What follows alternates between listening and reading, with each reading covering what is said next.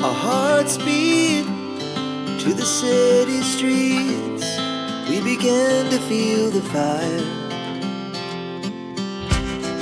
We rise like tall buildings as the chemicals they take us higher.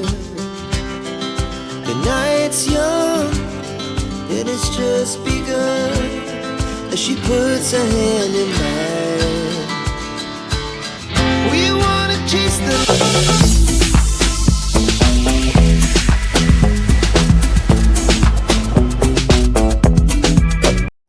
अगर थोड़े से पुराने टाइम में हम जाएं तो देखेंगे कि हर किसी के पास मनी सेविंग अकाउंट नहीं होता था। मोस्टली जो हाउसवाइफ्स होती थी उनके पास तो बिल्कुल ही नहीं होता था।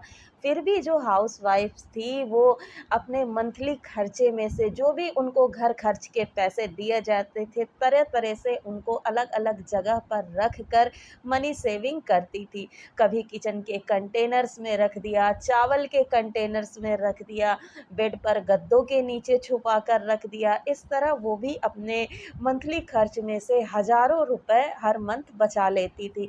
बट आजकल तो सभी के पास अकाउंट है ही पैसों को सेव करने के लिए।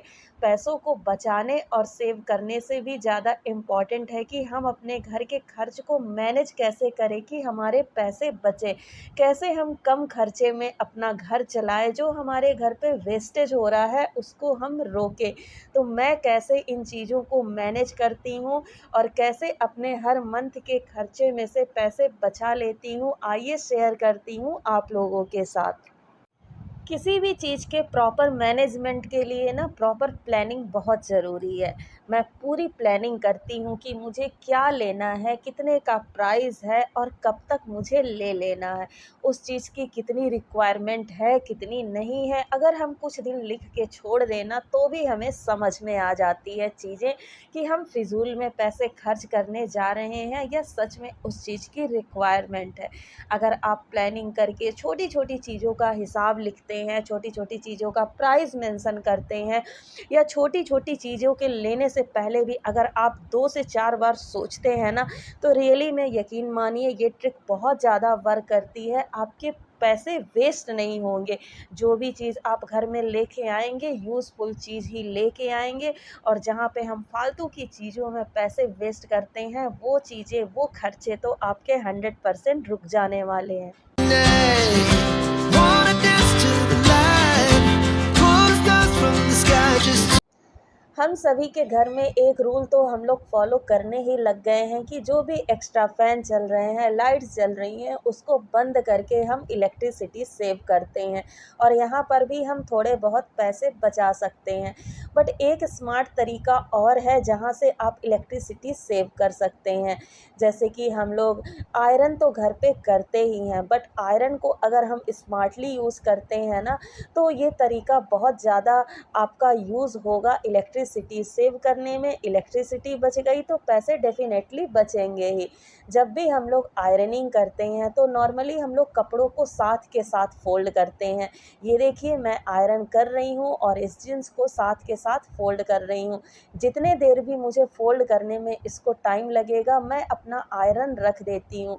आयरन ऑन रहेगा और इलेक्ट्रिसिटी ये कंज़्यूम करता रहेगा और हमारी इलेक्ट्रिसिटी की जो वेस्टेज है वो लगातार होते रहेगी। मीन्स जो हमारी मनी की वेस्टेज है वो यहाँ पर हो रही है। अगर ऐसे तरीके से हम आयरनिंग करते हैं तो आयरनिंग में हमें ज़्यादा टाइम भी लगता है, साथ ही साथ इलेक्ट्रिसिटी की वेस्टेज तो हो ही रही है। इसके लिए हम एक और तरीका यूज़ कर सकते हैं कि पहले देखिए जब भी आयरन करना है ना, सारे कपड़ों को आप लोग इस तरह नॉर्मल आयरन करके रखते जाइए। टी-शर्ट्स को एक साथ रखते जाइए, बच्चों के कपड़े को एक साथ रखते जाइए, पैंट्स को एक साथ रखते जाइए। जब ढेर सारे कपड़े आयरन हो जाएँ या 5, 6, 7 जितने भी कपड़े हैं आयरन हो जाएँ तो आयरन को प्रॉपर बंद कर दीजिए।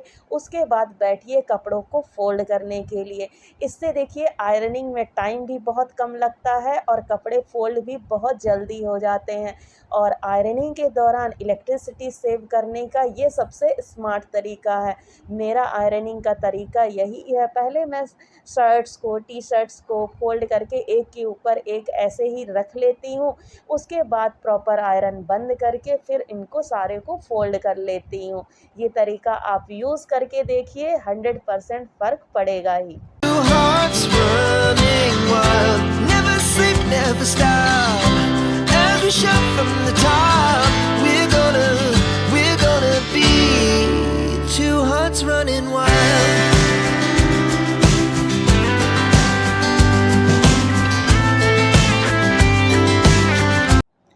स्मार्ट हाउसवाइफ वो होती है जो थोड़े से पैसे खर्च करके ढेर सारे पैसे बचाने की कोशिश करती है।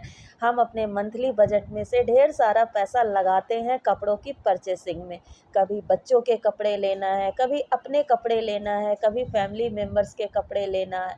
तो जब इतने सारे पैसे हम लोग कपड़ों में खर्च किए हैं तो क्यों ना उनको प्रॉपर मेंटेन करके रखें, ताकि हमारे ये पैसे वसूल हों, लंबे टाइम तक हम लोग कपड़ों का यूज़ करें।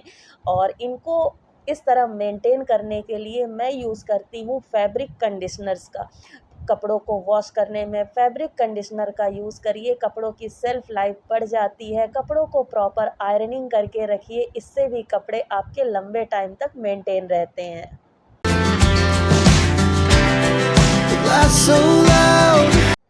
स्पेस सेविंग करना है तो हमें ऑर्गेनाइजर्स का यूज़ करना पड़ता है। अगर छोटे जगह में कम सामान रखना है तो हम लोग ऑर्गेनाइज़र को ख़रीदते हैं, उसमें सामान रखते हैं।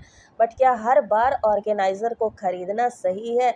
चलिए, आपका बजट बहुत ज़्यादा है, आपको पैसे बचाने की ज़रूरत नहीं है, आपके पास टाइम नहीं है, तब तो आप ये काम कर सकते हैं कि मार्केट गए, ऑर्गेनाइज़र ख़रीदे, ले आए, उसमें सामान रख के चीज़ों को ऑर्गेनाइज़ कर दिया। बट हर फैमिली ऐसी नहीं होती, सबका मंथली बजट ऐसा नहीं होता कि हर चीज़ परचेस किया जा सके। तो यहाँ पे कार्डबोर्ड के डब्बों से भी आप बहुत अच्छे अच्छे ऑर्गेनाइजर्स बना सकते हैं अपने घर पे ही। ये सारे ऑर्गेनाइजर्स मैंने कार्डबोर्ड के डब्बों से बनाए हैं। कोई जूते का डब्बा है, कोई किसी और चीज़ का डब्बा है। और ऑर्गेनाइजर्स कैसे बनाते हैं, इसके ढेर सारे वीडियोस आप लोगों को यूट्यूब पर मिल जाएंगे। तो ये देखिए, एक फटा हुआ स्टॉल था, तो जिसको 2 टुकड़े में मैंने कट करके 2 ऑर्गेनाइजर्स बनाए थे, साल भर पहले बनाए थे। और अभी तक मैं इसमें अपने बेटे के कपड़े रखती हूँ। बहुत अच्छे से चीज़ें ऑर्गेनाइज़ हो जाती हैं। और देखिए, प्लास्टिक के ऑर्गेनाइज़र से तो कहीं ज़्यादा खूबसूरत ये लग रहा है देखने में। साथ में ये ऑर्गेनाइज़र भी साल भर पहले मैंने शू बॉक्स के ऊपर बनाया था, ये गिफ्ट पेपर रैप लगा के। और देखिए कितना खूबसूरत है, अभी तक इसमें कोई ख़राबी नहीं आई है। रिसेंटली ये एक ऑर्गेनाइज़र बनाया है मैंने कार्डबोर्ड बॉक्स से, इसका ढक्कन भी बनाया है। और लास्ट वीडियो में मैंने शेयर किया है कि कैसे मैंने इसको बनाया। तो हर चीज़ पे हम पैसे खर्च किए करें, ये ज़रूरी नहीं है। थोड़ा सा स्मार्ट वे यूज़ करना है और चीज़ें हमारे हाथों में आ जाएंगी, बजट हमारे कंट्रोल में आ जाएगा। We wanna chase the night, wanna dance to the light. Kitchen हमारे घर का ऐसा एरिया है जहाँ पे हम ढेर सारे पैसे बचा भी सकते हैं, अगर समझदारी दिखाई जाए। अगर लापरवाही दिखाई जाए तो हमारा मंथली बजट हिलाने के लिए बस एक किचन ही काफ़ी होता है। कुछ स्मार्ट तरीकों को यूज़ करके मैं यहाँ पे ढेर सारे पैसे तो बचाती ही हूँ, साथ में जो वेस्टेज होता है चीज़ों का वो भी हम मैनेज कर पाते हैं। पहले टिप ये है कि ग्रॉसरी देखिए उतनी ही लाइए जितना कि आप 1 महीने में कंज़्यूम कर सकते हैं। ढेर सारी ग्रॉसरी लाकर हम कभी-कभी स्टोर करके रख लेते हैं, या कुछ नई चीज़ें ले आते हैं और पुरानी पड़ी हुई चीज़ों पे ध्यान नहीं देते कि अभी ये खाने का मन नहीं कर रहा। अपने किचन में हर रखी हुई चीज़ के कंटेनर पर पूरा ध्यान रखिए कि वो कब लाई हुई है, किस मंथ में लाई हुई है, कब तक उसे कंज़्यूम कर लेना है, ताकि चीज़ों की वेस्टेज ना हो। जब चीज़ें वेस्ट होती हैं तो हमारे पैसे वेस्ट होंगे ही होंगे। किचन के खर्चे को कम करना है तो अपने गैस के खर्चे को डेफिनेटली कम करना होगा। अब देखिए, फैमिली के लिए खाना तो बनाना ही है तो गैस तो यूज़ होगा ही, बट स्मार्ट तरीकों को यूज़ करके हम इस खर्चे को कम कर ही सकते हैं। जैसे खाना बनाने से पहले आपने दाल चावल को भिगा दिया, कुछ चने हैं, छोले हैं, इसको तो हम लोग भिगो के ही रखते हैं, बट अगर डेली हैबिट में हम इन चीज़ों को फॉलो करते हैं ना, तो हमारा ये गैस का जो खर्चा है ना वो बहुत कम हो जाएगा, क्योंकि चीज़ें बहुत जल्दी गल जाती हैं, बहुत जल्दी पक जाती हैं। इसके अलावा अगर आप प्रेशर कुकर का यूज़ करते हैं तो ये भी आपके किचन के जो खर्चे हैं उसको कम करने में आपकी हेल्प करेगा। खाना जल्दी बन जाएगा, गैस कम खर्च होगी, तो आपके जो गैस के खर्चे के पैसे हैं मंथली, उसमें से तो आप बचत बचत कर ही पाएंगी। अगर आप अपने किचन की ग्रोसरी को प्रॉपर मैनेज करते हैं तो यहाँ से भी आपके पैसे बचेंगे, वेस्टेज ऑफ मनी नहीं होगा। किचन में ग्रोसरी को मैनेज करने के लिए मैं एक बोर्ड बना रखी हूँ, यहाँ पे छोटे छोटे स्टिकर्स लगाकर मैं उन ग्रोसरी को तुरंत के तुरंत लिख देती हूँ जो मेरे किचन से ख़त्म हो गई हैं। कितना लाना है, कितनी क्वांटिटी में लाना है, ये भी मैं मेंशन कर देती हूँ। इससे मेरा टाइम तो बचता ही है। जब मैं ग्रोसरी लेने जाती हूँ साथ में चीज़ें डबल डबल नहीं आती हैं, क्योंकि कई बार चीज़ें ऐसी भी आ जाती हैं जो हमारे घर पे ऑलरेडी है ही। मैंने कई लोगों को देखा है आरओ का जो वेस्ट वाटर निकलता है उसको सेव करते हुए। पानी सेव करना भी बहुत अच्छी बात होती है, क्योंकि अगर आप भी सिटी से बिलोंग करते हैं तो पानी की कीमत तो आपको पता ही होगी, और पानी के पैसे लगते हैं, इससे भी आप रिलेट कर पा रहे होंगे। तो जहाँ पे सेविंग करने का चांस हो वहाँ पे तो हम कर ही सकते हैं, नहीं मैटर करता कि कितने पैसे बचेंगे। इनसे अच्छी हैबिट भी डेवलप होती है। इस वाटर को आप यूज़ कर सकते हैं प्लांट्स में डालने में। We're gonna be. हमारे घर पे बहुत सारी चीज़ें ऐसी भी होती हैं जिनकी एक्सपायरी डेट होती है। दवाइयाँ इसमें फर्स्ट नंबर पे आती हैं। जब भी हम दवाइयाँ परचेस करने जाएँ, लंबी एक्सपायरी डेट वाली दवाइयों को ही परचेस करना चाहिए। हमेशा उसमें एक्सपायरी डेट देख लीजिए। जो दवाइयाँ हम स्टोर करके रखते हैं, जैसे सेरिडॉन हो गया या कोई और सर दर्द की दवाई हो गया, पैरासिटामॉल हो गया, गैस की टैबलेट्स हो गई, इन दवाइयों को हम अपने घर में स्टोर करके रखते हैं ताकि कभी ज़रूरत पड़े तो हमें तुरंत के तुरंत मार्केट ना भागना पड़े। ऐसी दवाइयों का एक्सपायरी डेट ज़्यादा टाइम का होना चाहिए ताकि आपकी दवाइयाँ साल 6 महीने भी पड़ी रहें और ख़राब ना हो। कई बार हम लोगों को नॉर्मल सर्दी जुकाम या कुछ ऐसा हो जाता है, हम लोग केमिस्ट से बोल के दवाइयाँ ले आते हैं। ऐसी दवाइयों में से कई बार कुछ दवाइयाँ बच भी जाती हैं जिनको हम मेंशन करके रख सकते हैं ताकि ये दवाइयाँ इधर उधर फेंकी ना जाए, और नेक्स्ट टाइम जब भी हमको ज़रूरत हो हम ईज़िली इनको यूज़ कर पाएँ। ऐसी छोटी छोटी तरीके हमारे पैसे सेव करते हैं, 100% करते हैं।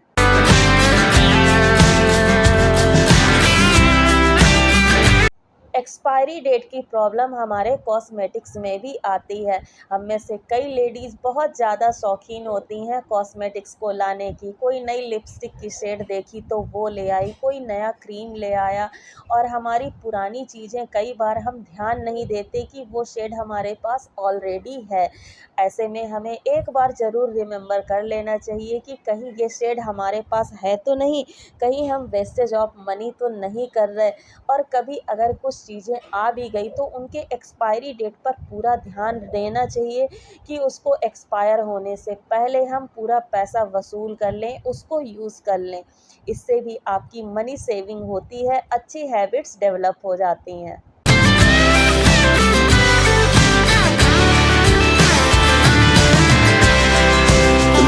अपने घर खर्च में से पैसे बचाना, उनको सेव करना ही बस ज़रूरी नहीं होता है, बल्कि इस चीज़ पर भी हमें पूरा ध्यान देना चाहिए कि उन पैसों को हम कहाँ पे इन्वेस्ट करें, कैसे उन पैसों का मैनेजमेंट करें। कई बार ऐसे पैसों से, बचाए हुए पैसों से हम अपने घर के कुछ फर्नीचर्स ले आते हैं, कुछ सामान ले आते हैं। जो भी चीज़ हम लेके आए हैं उनका भी प्रॉपर मैनेजमेंट करना, उनको मेंटेन करना बहुत ज़्यादा ज़रूरी होता है। अगर हमारे फर्नीचर ही हैं तो उनकी क्लीनिंग कैसे की जाए, कौन से क्लीनिंग टूल्स यूज़ किए जाएँ, इन सभी चीज़ों की भी जानकारी हमें लेते रहना चाहिए। अगर हमारे लेदर के फर्नीचर हैं तो उनको हम कैसे क्लीन कर सकते हैं, वेलवेट के फर्नीचर हैं तो उनके लिए कौन से टूल्स यूज़ कर सकते हैं। ऐसी चीज़ों पर भी हम थोड़े से पैसे अगर इन्वेस्ट करें ना, तो जो हमने अमाउंट इनको खरीदने में खर्च किया है वो बहुत ज़्यादा यूज़ हो जाएगा। फुल पैसा वसूल लंबे टाइम तक हम उन चीज़ों को यूज़ कर पाएँगे। So friends, that's all for the day. I hope आज का वीडियो आप लोगों के लिए इंफॉर्मेटिव होगा, यूज़फुल होगा। मिलते हैं नेक्स्ट वीडियो में कुछ ऐसी ही home making tips and tricks के साथ। Till then take care and bye bye. Channel पर नए हैं तो सब्सक्राइब ज़रूर कर लें। Lots of love from lifestyle with Ritu Mishra.